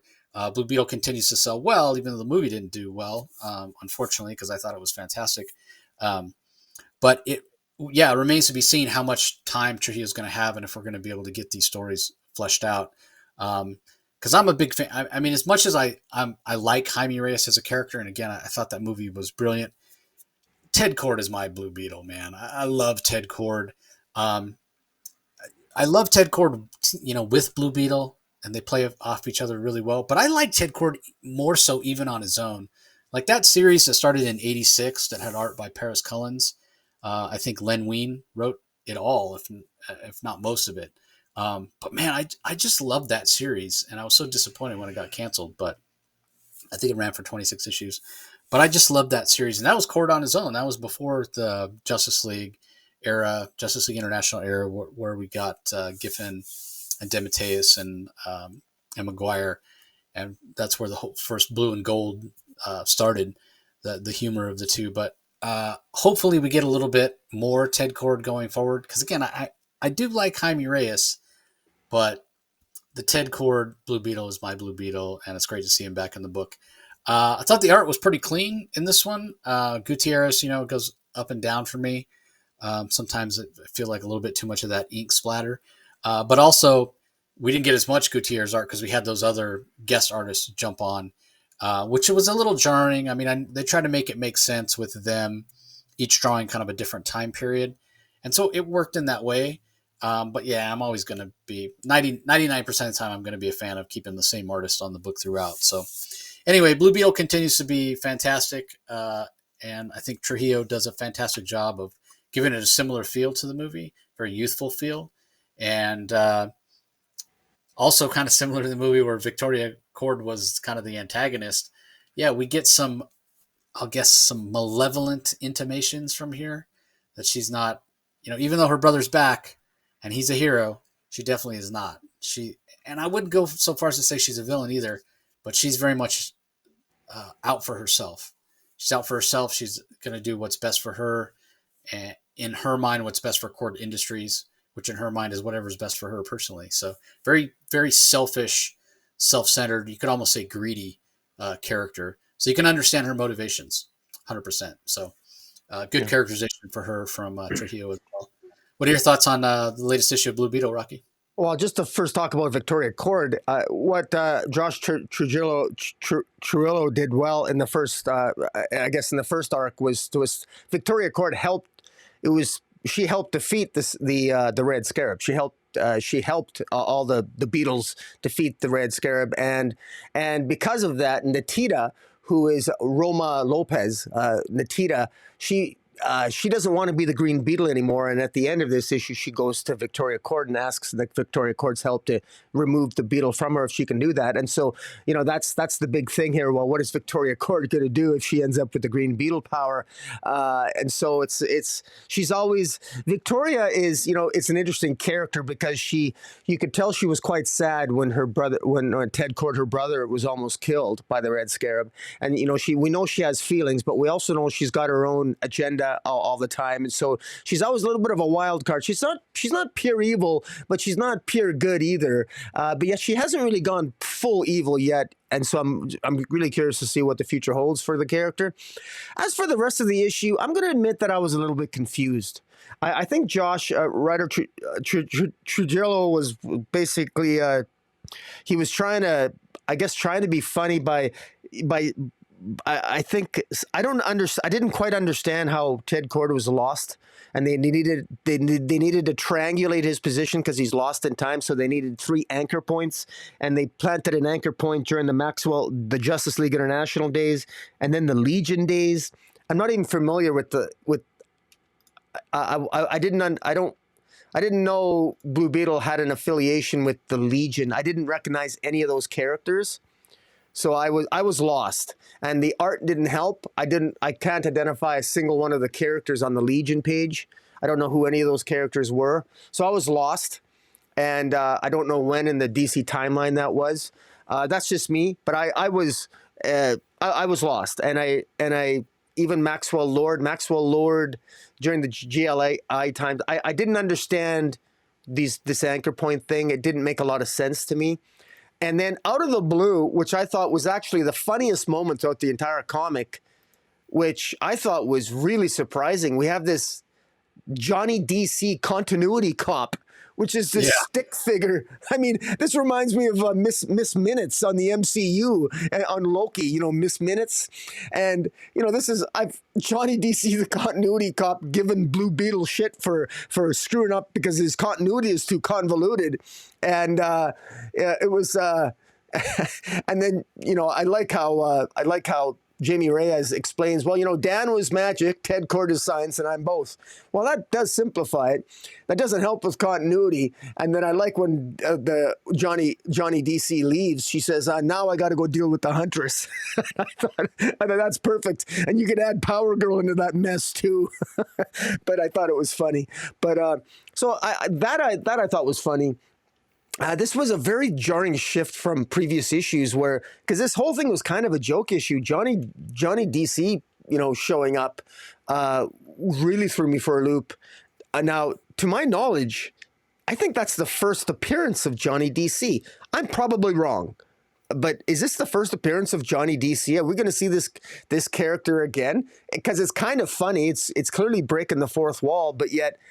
I don't know. We got the Time Masters. We got Booster Gold always breaks the fourth wall, or at least from time to time does. And we got various characters that do that. Ambush Bug's in this issue. He breaks the fourth wall from time to time. He did that in Suicide Squad for months a couple of years ago. And so I don't know. Is this the first appearance of Johnny DC, or has Johnny DC appeared lots? I'm going to have to Google that. I don't know. People can leave comments to educate me. If I did see Johnny DC in the past, I've long forgotten. But I was a little confused by this issue, but I still have fun with it. And it's clear that the writer has fun too. So it's not bad. Yeah, as far as I know, this is the first appearance of Johnny DC, continuity cop, which I thought was kind of interesting. Because it kind of meta, not so unlike the Bruno Redondo Harley Quinn series that we had previously. So I think that worked really, really well. But yeah, I mean, you're right. The whole Ted Cord missing, and so basically my understanding from Trujillo, from kind of the context of what Booster Gold was saying, is so he got pulled through time, but not into any one place. He was almost like his being was split up amongst different times, and that's why they needed the anchors to get different parts of him and pull them back together into one single being. That's an interesting concept. We didn't get into the details of how that would work or what have you, but that was my understanding. But yeah, I could see why it might be confusing for some. All right, on to the last book we're going to talk about in detail. It's Superman 78, The Metal Curtain, issue number 5 from writer Robert Venditti. Art is by Gavin Goodry, colors by Jordi Belair, letters by David Lamphere. This just continues to be a really fun story that captures the feel and essence of the Christopher Reeve version of Superman really, really well. We've got Lois, we've got her father showing up for the first time, we've got them meeting up with Lex, you were right on the nose when you said this armor that Metallo is wearing was created by Lex. We find out how the Russians got it. They basically tricked Lex into thinking he was dealing with the U.S. government, but it was the Russian government. I don't know how you say you're the most brilliant guy in the world, Lex, when you keep making dumbass mistakes like that. But then Superman goes to Russia and again capturing the Cold War era feel very well. He goes to Russia and all he does is just land in Moscow, and people just freak out, and they use it as the Russian army and Russian government uses it as an excuse. I guess I should say the Soviet government uses it as an excuse, saying, look at this act of aggression, Western aggression, whatever. Like the guy's just landing there to try to have a conversation because he knows at some point Metallo's going to attack again, and he doesn't know how he's going to be able to fight him off because the way he defeated him last time with that kind of kill switch on the armor, that's been removed by the Soviet government. So the quote unquote weakness of the armor has been removed. So again, it's a simpler type of story, but it makes sense for the version of Superman that it is. And although the art again is more of a simple style, I think it works for the story that's being told. Really curious to see how this all plays out, and you could really see it working on the big screen, especially with some of the special effects limitations of the late 70s and early 80s. You could still see this working on the big screen. So, what are your thoughts on it? Well, actually, I thought this whole series I thought was a little bit too, I thought, predictable to me. But this issue is my favorite so far, and that's because of what saved it is Lex Luthor showing up. I mean, he shows up. He's got basically two hookers on. He's got a hooker on each arm, and he's he's as arrogant and as narcissistic as ever. Obviously, he takes credit for the fact that he built the machine, built the armor that, of course, could potentially kill Superman. He takes credit for the fact that it didn't, because I mean, he could, he revealed the kill switch. He takes credit for all the good stuff that makes him look good, and it's not his fault if anything goes wrong. And he's just. Of course, as Lex Luthor says, he's the most diabolical criminal prodigy of the day, the most menacing criminal mastermind. And I love, of course, you get the characterization of Superman, knowing he tells General Lane, he tells Lois Lane that he's going to fly to Moscow and confront Metallo, and he's going to talk with him, and he's going to try to do that. And it's clear that he could die from this. And so he says, he tells Lois he's got to do this, and he tells her that, if I don't make it back, basically, there's certain people that will tell you other things that you don't know about me, and I gotta go. And as Superman flies off, my favorite line in the entire comic, as Superman flies off, he says to Lois, "Thanks for everything," and then Lex Luthor says, "Don't mention it." I mean, to me, that's his classic Lex, always butting in, taking credit for everything, ruining even the best of moments. I mean, that's Lex Luthor, and that's Gene Hackman's Lex Luthor. That's Gene Hackman's. Let me make that clear. That's not mainstream Lex Luthor, mainstream DC Universe Lex Luthor. That's just Gene Hackman Lex Luthor, and it's amazing how it can still put a smile on my face. And full props to Robert Venditti for channeling that and making. This absolutely feels exactly like the Christopher Reeve Superman story. He got the homework assignment. He knew what he was doing.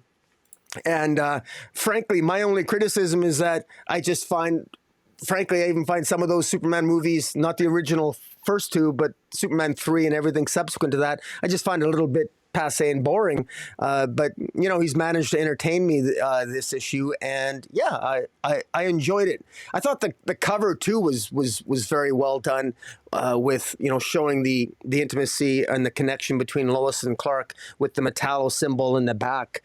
I thought it worked. I thought it was very poignant, and it I bitch and complain a lot about how covers don't always reflect the content of the comic books anymore, especially on the variant covers. But this is a cover A that I think does a very good job of conveying the content, and it does a really good job. Yeah, I think it does. It's fantastic. So there's a few other issues. So Batman and Scooby-Doo Mysteries Volume 3 is also out. The Blue Beetle has a Spanish language edition as well. And then there's a ton of collections this week. We've got Action Comics Volume 1, Rise of Metallo. So that collects Action Comics 1051 to 1056. That's during the Philip K. Johnson run. We've got Green Arrow Volume 1, issues 1 through 6. So that collects the Joshua Williams and Sean Isaacs run. Batman Wayne Family Adventures Volume 3, which collects the Webtoon episodes, issues 52 through 72. We've got Batman Beyond, the animated series, Classic Compendium, 20th Anniversary Edition. How's that for a mouthful? And that collects Batman Beyond Volume 1, 1 through 6, Volume 2, 1 through 24, and also, which the second series has never been collected before. And then a guest appearance from Superman Adventures number 64. We've got another Night Terrors, this time Terror Titans hardcover, which collects a bunch of the Night Terrors stories, the Titans, Night Terrors Shazam, Night Terrors Black Adam, Night Terrors Angel Breaker, and Night Terrors Ravager. We've got Red Hood Outlaws Volume 1, which collects Volume 1 through 10 of the Webtoon.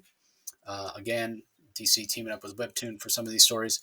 Harley Quinn Volume 3, which collects issues 13 through 17 of the Harley Quinn run that Stephanie Phillips did. And Superman Emperor Joker hardcover, which collects that Emperor Joker story from the 2000s, written by Jeff Loeb, art by Jeff McGinnis. I'm not going to read off the issues. It's a ton of Superman issues, Adventures of Superman, Action Comics, Superman the Man of Steel, it crossed over into all those things. Then we've got Batman Incorporated Volume 2, Joker Incorporated. That's the Ed Brisson series. This collects the second half of it, 7 through 12, which we really enjoyed.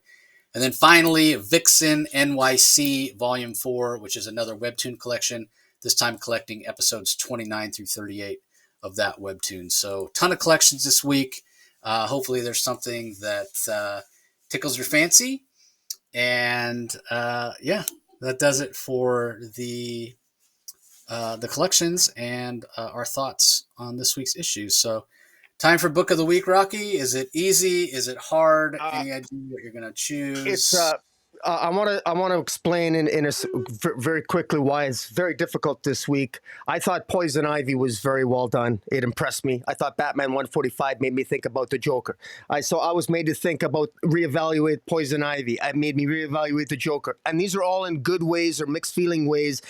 Comic books that makes me think. I love the Birds of Prey. Kelly Thompson is impressing the hell out of me. I love Zod. I love the Death of Ursa. It was such action packed. I love Batman the Night. So those are 5 that are very tough to choose from. But I got to pick one, and I'm not going to shy. And I got to go with. I'm going with Zod. It's my pick of the week. The other ones are so close. A close second would be Batman the Night. But for me, just for the impact and it was so well done, and I have to go with Zod. So, what about yourself? Yeah, that's a great pick. And I started off the episode by saying my pick was super easy, and then as I talked about some of these others, Poison Ivy, Zod, I realized it was closer than I thought, but I'm still going to stay with my original pick, and that's the Batman First Night from Dan Jurgens and Mike Perkins. Maybe part of my choice is colored by the fact I had such an amazing chat with them. Again, highly encourage you guys to go take a listen, get some insights, some behind the scenes. I especially loved what they had to say about how Mike Spicer was going to color it originally, and then the reason that there was a change and why they went a different direction. I thought that was really interesting. But the strength of the story, it's not just that it's fleshing out the original origin of Batman back in the 30s and playing into a lot of the real world events that were happening at that time and the socio-political climate of that time. But just the fact that visually it also ties in so well. I mean, a lot of people, when they think of Batman, or they were introduced to Batman, they became a Batman fan or what have you. So many people from my generation and younger, it's the Batman the Animated Series. And they may not have the graphic language to describe it in terms of stylistically what it looked like or what have you, but it's called Art Deco. That really clean sort of in this country, late 30s into the 40s, and started evolving into something else during the 50s. But that really kind of clean retro look that so many people associate with the look of Batman the Animated Series we talk about that. Mike Spicer, or sorry, Mike Perkins and I, as well as Dan Jurgens, and you can see it on the title page in here as well, that Art Deco influence. And Mike talks about trying to influence that into the story, but then also realizing it's a story of a city that's suffering from poverty and homelessness and that sort of thing. But I find that incorporating that into this really sort of gritty street level narrative that's being told, and that balance that Mike found in the first issue, it's just done so well. It's just a brilliantly done comic. It shows the power of what Black Label can be because it doesn't have to tie into continuity. But then, like Dan says, but there's nothing in here that won't tie into continuity, because when you go back and look at those earliest Golden Age stories, there's not a lot there that is still considered, in continuity or can't be changed or what have you. So it's brilliantly done. Highly recommend picking it up. It's worth the price of admission for the art alone, but you're also going to get a fantastic story. So that's my pick. Huh? All right. So I mentioned the Tom King, Daniel Sampere interview. That'll be coming up later this week. Daily Spawn is continuing as well. You guys really seem to be enjoying that. See, the episode views continue to increase. So we'll keep doing it. Really appreciate you guys showing up for that. And then I had a couple other interviews later at the end of last week. Gungnir, which is the name of Odin's spear. There's a company called Gungnir Books that's coming out. Steve Orlando, Michael Medney, Jim Kruger. They had a lot of great things to say. One of the things I love about them, everything's hardcover, everything's fantastic art, gorgeously colored. But because everything is hardcover, you're never going to have a single issue. Everything is always, here's the complete collected story. If they divided it up, it would maybe be 6 issues or whatever. They decided not to do that. They're going to release everything as graphic novels, complete stories, what have you. And it may be sometimes multiple volumes of graphic novels to get an even bigger story, but each individual graphic novel will be a complete story. So again, go check it out. Fantastic chat with them. And I have some more interviews coming up this week. So appreciate you guys tuning in. Rocky, you have any other content coming out that you want to tease? Not specifically. Nothing I want to talk about. If I'm not going to say anything. I'll just jinx it. So maybe I'll coordinate with you something this week. We'll see. Yeah, we keep talking about wanting to get that review done for the second issue of Ultimate Spider-Man. So maybe we'll be able to get it done. Yeah, it's definitely worth chatting about. So anyway, that's going to do it for this episode, everybody. Don't forget to head over to YouTube if you're listening to the audio only. Do a search for Rocky's channel so you can see our smiling faces and the gorgeous art. Comic Space Boom ! Is where you can find him. Ring the notification bell, subscribe, leave some comments. We get some good conversations going in the comment section many times. Look for Spawn Daily. Head over to the Comic Source YouTube channel. And then if you want to check out our back catalog, the thousands of episodes, audio only, just go to wherever you get your podcast from, whatever platform or app works for you. Do a search for the Comic Source and subscribe. So again, we appreciate you tuning in, everybody, and we'll talk to you next time. Catch you later.